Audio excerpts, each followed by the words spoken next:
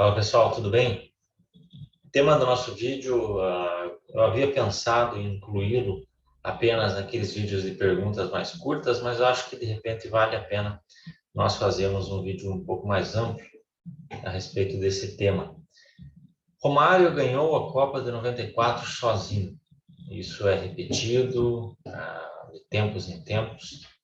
Nós já vimos, inclusive, o Bebeto manifestar, teve uma vez uma entrevista, acho que do YouTube do Neto, no qual ele fala a respeito disso, e principalmente a célebre situação dele lá no Bem Amigos, em que não me lembro, Marco Antônio Rodrigues, né, fala sobre isso. O Bebeto estava ali, ele quis dizer, não, com todo respeito e tal, mas o Romário ganhou essa Copa sozinho, e aí o Bebeto fica se encrespa, né? O argumento que o Bebeto utilizou para defender isso, eu vou deixar o vídeo na descrição para vocês verem depois.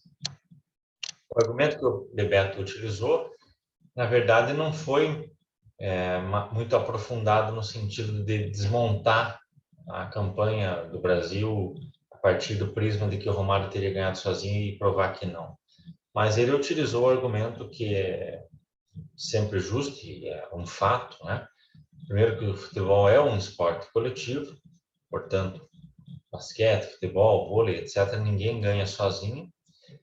E segundo, ele falou muito da questão da defesa ser muito sólida, né? O meio de campo também ser bastante eficaz, né? Então, são coisas que realmente são fatos. Tafarel jogou uma enormidade naquela Copa. Jorginho, que foi substituído pelo Cafu logo no começo da final, também foi bastante preciso nos seus cruzamentos, nas vezes em que for necessário. Por exemplo, me lembro contra Camarões, no começo, né? E depois contra a Suécia, um gol do Romário. Aliás, acho que os dois gols do cruzamento do Jorginho foram para o Romário. Não, Camarões não foi com o Romário, não. Eu me lembro quem que fez esse gol. Acho que o Márcio Santos, né? Márcio Santos e Romário na semifinal. Então, o Jorginho foi muito eficiente. O Branco, substituindo o Leonardo depois da sua suspensão, faz um gol antológico, um gol decisivo, um gol que evitou uma prorrogação contra o melhor time, o melhor adversário que o Brasil enfrentou naquela Copa. Seguramente foi a Holanda, porque a Itália, apesar da grandíssima qualidade, era um time que tinha muitos problemas e o seu melhor jogador não estava em condições de jogo, né? Baggio joga aquela final lesionado, mas foi para o sacrifício, porque, primeiro, pela sua postura pessoal, da qual eu já falei, o jogador mais subestimado da história do futebol, e segundo, porque é uma oportunidade única, né? Ele não quis perder, ele foi para o sacrifício, ele se lesionou na semifinal, então não há nenhum tempo de recuperação, menos de 5 dias para um jogador atuar em alto nível, ainda mais 120 minutos, né? Os zagueiros foram excepcionais. O Brasil sofre gol da Suécia e os 2 gols da Holanda, né? Os 2 gols da Holanda, a Suécia na primeira fase, não na semi, né? Os 2 gols da Holanda, um porque é um diferenciado, o Bergkamp, um erro ali de planejamento ali na lateral, ele foi sozinho, e o outro um cruzamento, né, no escanteio. Então foram, digamos assim, falhas pontuais, mas também muito mérito dos adversários, né? Mas Márcio Santos e Aldair, enormes zagueiros. Aldair, para mim, estaria na pior das hipóteses na reserva da seleção brasileira de todos os tempos, junto com a dupla de zaga consagrada nas Copas de 58 e 62, especificamente 62, Bellini e Mauro, o Domingos da Guia, lá atrás, e o Aldair na sequência. Para mim, são os 4 maiores zagueiros brasileiros de todos os tempos. O Dunga, que foi tão criticado, né, em 90, era Dunga e tudo mais, jogou um absurdo nessa Copa, né? Passes à la Gerson, né? Passes de longa distância e precisos, super sólido na defesa, na proteção, na saída de bola. Mauro Silva, excelente também. O Zinho ficou muito marcado, me lembro, falavam que era enceradeira, mas é um cara que se sacrificou literalmente para poder jogar o melhor para que Bebeto e Romário brilhassem mais. Então, ele, em nome de um projeto, temos o Parreira ali, né? Ele foi sacrificado e ficou ali numa parte do campo, mas era um cara que tinha uma visão de jogo excepcional e muitas bolas começam a partir dele ou ele dá alguma mudança decisiva. O Mazinho foi muito bem. O Bebeto foi excelente, né? A gente trata o Bebeto aí como um cara, quem conhece e gosta de futebol sabe, né? Mas no geral, o Bebeto era o companheiro do Romário, pegou mais sobras ali, fez uns gols que o Romário deixou para ele, enfim. Contra Camarões ele pega um rebote, contra a Holanda um lançamento do Aldair, a lá Gerson também para ele. Ele sai lá, costura o goleirão, arrebenta. Então, um posicionamento gigantesco da parte do Bebeto. E o outro gol que ele marcou foi dos Estados Unidos, né? A jogada individual do Romário ali, passe para ele, aquele gol perfeito, aquele bolinha vai lá no canto, bate na garrafinha d'água do Miola. Então, além disso, o Bebeto também deu passes ou iniciou jogadas, colaborou decisivamente, né, para que o Brasil ele dá o cruzamento pro Romário, né, no primeiro gol contra a Holanda e o outro ele faz, né. Então são duas jogadas semelhantes, nas quais é o posicionamento do Bebeto que avança. Então ele foi talvez o jogador mais decisivo ali nessa sequência do jogo com a Holanda e o Branco faz o gol principal. O Romário foi muito importante, né? Basta lembrar que ele fez um dos gols. Esse lançamento que o Aldair dá para o Bebeto, não sei se foi o Aldair ou o Dunga, esse que o Bebeto faz o gol. Não me lembro, acho que foi o Dunga. O Romário estava em impedimento, mas aí ele percebendo, ele fica parado, ele não se move, a bola, por não ter ido para ele, por ele não ter feito menção, o Bebeto que recebe a bola não há impedimento, né? Então, inteligência da parte dele. E no gol do Branco, todo mundo lembra dele desviando da bola. Claro que ali ele estava mais preocupado com a vida dele do que em fazer uma jogada para enganar o goleiro, até porque a bola foi de uma forma tão perfeita que o Romário só iria atrapalhar ali, né? Aí contra a Suécia ele faz aquele gol. A gente fala tanto do Cristiano Ronaldo subindo, né? Mas o Romário sobe lá no segundo andar e faz aquele gol. No entanto, aquele jogo já tem algumas coisas importantes para nós entendermos também, que o Brasil não foi beneficiado pela arbitragem, mas houve algumas situações de arbitragem que foram decisivas em momentos específicos para o Brasil, né? Nesse jogo há uma expulsão do sueco, então, e o Romário faz o gol aos 15 minutos e o jogo termina 1-0. Foi um jogo bem truncado, bem complicado, como já havia sido na primeira fase, eles saem na frente e o Brasil empata. Um gol belíssimo do Romário, uma jogada, acho que o Zinho, né, passa para ele, ou o Mauro Silva, agora não me lembro, mas o Romário foi decisivo. Mas na final, né, nós devemos lembrar, o Romário não jogou nada na final. Inclusive perdeu um gol feito, um gol muito assim inacreditável, né? A gente faz gozação com tantos jogadores ruins aí, mas naquele dia o Romário teve o seu momento inacreditável de futebol clube. Ele perde um gol feito, né? E o Brasil teve outras boas oportunidades que não foram com ele. Nos pênaltis, o Romário acaba acertando sua cobrança, muito embora ela tenha batido na trave, deu aquela suspirada, ele até achou que podia ter perdido, né? Do outro lado, falando também, antes de mencionar o outro ponto da arbitragem, o Baggio teve uma campanha mais, como é que eu posso dizer assim, não foi necessariamente melhor do que a do Romário. Foram, inegavelmente, os dois melhores jogadores da Copa, como era esperado, mas eu acho que o Baggio foi mais preponderante para a Itália do que o Romário para a seleção brasileira.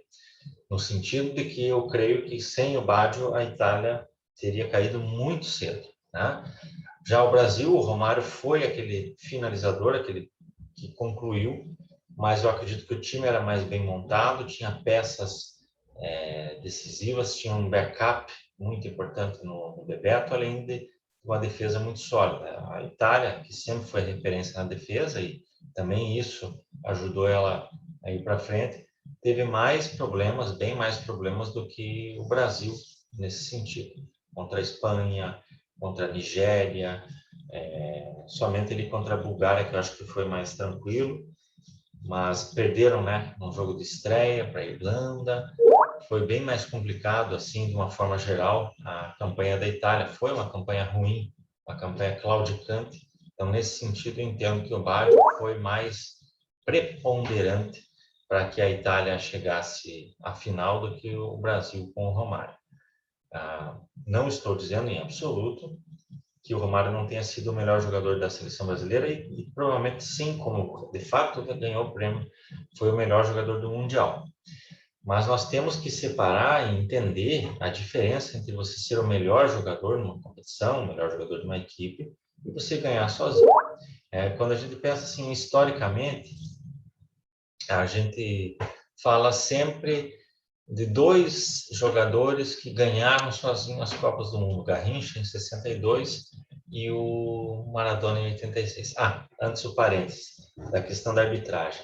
O Branco faz aquele golaço de uma falta que ele fez a falta no holandês, ele dá com a mão no rosto, o jogador até para e questiona o árbitro e dá sequência no lance e ele cava uma falta. Portanto, ele já havia feito uma falta e ele cavou a falta. Erro de arbitragem, erro, eu entendo, parte do jogo ali. A expulsão na semifinal também considero exagerada, mas não dá para a gente pensar aí em esquema ou que o próprio seleção brasileira, por conta disso, é que tenha ganhado o Mundial. Estava 24 anos sem vencer, o João Avelange era presidente da FIFA, tudo bem, então sempre tem aqueles papos, né, da questão do Maradona ter sido suspenso. Eu acho também aí que sim, houve interferência da FIFA, mas não para que o Brasil ganhasse, sim que de repente, não sei, mas é uma coisa mais cabulosa ali, né, de federações e o Brasil fez a parte dele. Teve esses erros pontuais aí de arbitragem, mas eu só estou relembrando-os para dizer que a atuação do Romário, ela não foi soberana, né, a ponto dele necessitar da colaboração dos companheiros de forma decisiva, companheiros de defesa, companheiros de criação, o parceiro de ataque, e também houve situações outras que colaboraram para que a seleção fosse vencedora. Então, o que a gente precisa sempre separar e entender é a diferença entre você ser o melhor, o principal jogador, e você carregar sozinho. Lógico que pensando também no argumento do Bebeto, nunca, nem Maradona em 86, nem Garrincha em 62, nem nenhuma outra atuação, alguém ganhou sozinho. Jamais. Porém, quando a gente usa esse termo ganhar sozinho, é que teve uma atuação extra classe que se configurou numa sequência de jogos e que em todos esses jogos foi a atuação desse extra classe que fez a diferença, né? Então você compensa deficiências defensivas, deficiências coletivas e além de tudo contribui não apenas fazendo gols, mas criando jogadas, sendo o protagonista em todos os sentidos dessas atuações. Eu vou sugerir para vocês, pedir para vocês que vejam, é um material que foi publicado no jornal O Globo, ano passado, quando da morte do Maradona, logo na sequência, infelizmente, também o Paulo Rossi nos deixou, foram mortes muito próximas, e evocou-se, né, que essas três atuações, Diego Armando Maradona, Paulo Rossi e Garrincha de 62, sejam aqueles mais próximos do que a ganhar sozinho uma Copa. Mas eles colocam todas as outras grandes atuações notáveis. Lembrando, minha opinião, e acho que todos devem concordar, as maiores atuações individuais de Copas de todos os tempos são justamente a do Maradona, de 86, e a do Pelé, em 70. Mas ninguém se atreve a dizer que o Pelé ganhou a Copa de 70 sozinho. Porque você sabe o calibre, o nível de todos aqueles jogadores, especialmente do meio para frente. Você sabe quão preponderante foi o Gerson naquela Copa. Rivellino, que também se sacrificou, exemplo do que faria o Zinho e fizeram outros em diversas seleções ao longo dos tempos. O Rivellino, como ele foi importante também, Tostão, Jairzinho, que marcou gols em todos os jogos. Então, é muito claro, muito perceptível, e aí também dá para falar do Carlos Alberto lá atrás, mas especialmente esses caras, Gerson, Rivellino, Tostão e Jairzinho, foram monstruosos, foram maravilhosos, jogaram demais em todos esses jogos, né? Dos quais eles participaram. Então, você entende que Pelé teve talvez a maior atuação individual, dá para discutir com Maradona 86, mas ele tinha outros 4 caras que não apenas eram fenômenos, mas foram fenomenais naquele momento. Então, aí já temos uma ideia bem clara do que é ganhar sozinho e do que é ser o melhor numa competição. O Romário não foi melhor em 94 do que o Pelé foi em 70, né? Eu arrisco dizer, e aí que eu coloco também, solicito para que vocês vejam aquele meu vídeo da Copa 2002, na qual eu pergunto qual foi o melhor jogador da Copa 2002. Eu concentro, né, em Ronaldo e Rivaldo. O Oliver Kahn, que ganhou o prêmio, mas eu concentro em Ronaldo e Rivaldo. Peço para você assistir. Muitos pensam, falam do Rivaldo. Eu coloco ali, jogo a jogo, as atuações dos dois. Mas notem, Romário e Bebeto foi mais ou menos como Ronaldo e Rivaldo. A única diferença é que o Bebeto foi menos vistoso, estou dizendo menos, não que não foi menos vistoso do que o Rivaldo foi em 2002. Mas eu coloco essa análise, não acho, de fato, que o Romário tenha sido superior ao que o Ronaldo foi, para falar dos jogadores de mesma posição e de atuações específicas nos jogos. Não preciso nem dizer que na final de 2002 o Ronaldo teve uma atuação maravilhosa, decisiva, e o Romário, como eu disse, perdeu um gol dos mais feitos. As campanhas de ambos, comparando, modéstia à parte, eu acredito que aquele meu vídeo elucida não apenas a questão do melhor da Copa 2002, mas como já faz cair por terra a ideia falsa de que o Romário tenha ganhado a Copa de 94 sozinho. E nós temos outros casos semelhantes aos do Romário que jamais foram mencionados como ganhou sozinho. O exemplo mais próximo, a atuação mais próxima que eu encontro para comparar a seleção de 94 com uma outra seleção vencedora e para comparar a atuação do Romário enquanto atacante com a de outro atacante de seleção vencedora é a da Espanha em 2010 e da Vivija. Isso pelos números, pela forma dos jogos, pelas atuações de ambos em toda a sequência do Mundial, inclusive na final. Davi Villa faz 5 gols da Espanha ao longo de sua campanha. Espanha vence Portugal nas oitavas, vence o Paraguai nas quartas e vence a Alemanha na semi. Na semi, o gol foi marcado pelo Puyol, um escanteio, ele marca de cabeça, mas nos outros jogos todos o Davi Villa marcou e foi esse final, foi essa cereja do bolo de uma seleção que era perfeita, taticamente falando, que tinha um jogo coletivo preparado, pensado, que já vinha sendo montado havia muito tempo, do qual eles não abriram mão, mesmo estando em situações adversas. Por exemplo, na partida de estreia, eles perdem para a Suíça, haviam perdido a semifinal da Copa das Confederações de 2009 dos Estados Unidos, no qual eles já defendiam uma invencibilidade de 35 jogos, que é justamente a mesma invencibilidade que o Brasil sustém de 93 a 97, né? Então, as semelhanças são muitas, embora aí, nesse caso, a seleção de 94 dá uma continuidade nessa sequência, e a Espanha de 2010 já vem após a sequência, né? Mas há uma semelhança aí em identidade de jogo, em coletividade.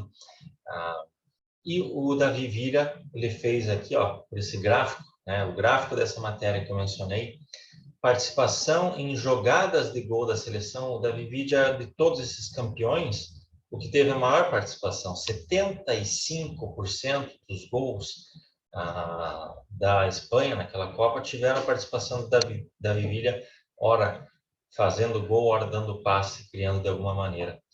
Logo na sequência está Maradona em 86, para vocês terem ideia do que representou para aquela seleção específica da Espanha ou da Villa. Outro dado interessante é percentual de gols da equipe na campanha, né? Aqui nós já temos um comparativo interessante. O David Villa marcou 62,5% dos gols da Espanha naquela Copa.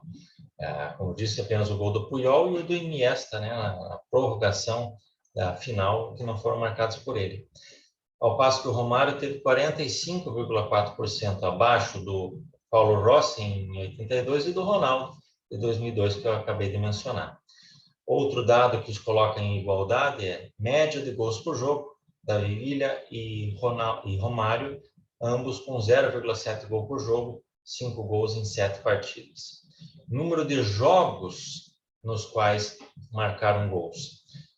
Aí o Romário ganha um pouquinho a mais do David Villa, 5 contra 4 gols. Aí tem assistências também, né? Que nenhum dos dois entra, acho que ambos deram uma assistência, mas não entram nos principais nomes. Mas, no geral, é isso. Participação em jogadas de gol. Você vai notar que houve mais jogadores, né? Pelé e Maradona, os principais, ambos com 10 participações em jogadas de gol, e é isso, na minha visão, que os coloca como as maiores atuações de todos os tempos. A seguir vem Jairzinho, Ronaldo, Thomas Miller, em 2014, Pelé de 58, Garrincha de 62, entre outros tantos, e não aparece novamente Romário e David Villa. Mas deixo aqui para vocês essa proposição. A atuação do David Villa de 2010 é uma das mais subestimadas de todos os tempos, e a do Romário, quando se diz que ele ganhou a Copa sozinho, é uma das mais superestimadas de todos os tempos, por consequência. O Brasil não seria campeão do mundo em 94 sem o Romário, com toda certeza. Até porque a classificação, né, foi no momento em que o povo clamava por ele, ele avisou que ia ganhar. Então, o Romário é aquele jogador, como na carreira dele de todos os tempos, é o gênio da grande área, é o grande definidor, é um dos maiores goleadores de todos os tempos. É um cara que tinha uma percepção de posicionamento e de arranque ali dentro da grande área, ou na região ao redor da grande área, muito diferenciada. Ele aplicou isso e foi extremamente decisivo para o Brasil no jogo contra Camarões, por exemplo, contra a própria Rússia, né? Ele faz o primeiro gol e sofre o pênalti. Então, na primeira fase, o Romário dominou de uma forma impressionante. Temos que pesar, logicamente, os adversários que foram enfrentados pelo Brasil ali, né? Nesse sentido, a Copa do Romário de 94 também se assemelha muito à do Messi de 2014, no qual eu também fiz um vídeo perguntando quem foi o melhor jogador da Copa de 2014, e eu mostro que foi o Messi, porque não houve, da parte da Alemanha, seleção campeã, jogador principal, era um coletivo muito forte, e as outras todas, as atuações individuais, cai por terra no comparativo com o Messi. Então, as atuações de David Villa, de 2010, e do Messi, vice, em 2014, são muito próximas às do Romário. E questiona-se, inclusive, que o Messi tenha ganhado o prêmio de melhor jogador daquela Copa. E em 2010, quem ganhou o prêmio, como eu já falei sobre isso, foi o Forlan, da seleção quarto colocado. O David Villa foi artilheiro, ganhou, acho que, o prêmio, né, da chuteira. Não foi escolhido o melhor jogador, mas são duas atuações que são muito subestimadas por parte dos brasileiros, são colocadas como medíocres ou abaixo do esperado, a passo que a do Romário é comparada, pasmem, às grandes atuações de Maradona e Pelé, de Garrincha e o próprio Paulo Rossi, que foram, sim, atuações muito mais decisivas, muito mais preponderantes e com mais repertório do que aquele apresentado pelo Romário. Repito, o Brasil não venceria sem o Romário, mas o Romário também não venceria uma Copa sem toda aquela seleção, sem todos aqueles participantes, sem todos os fatores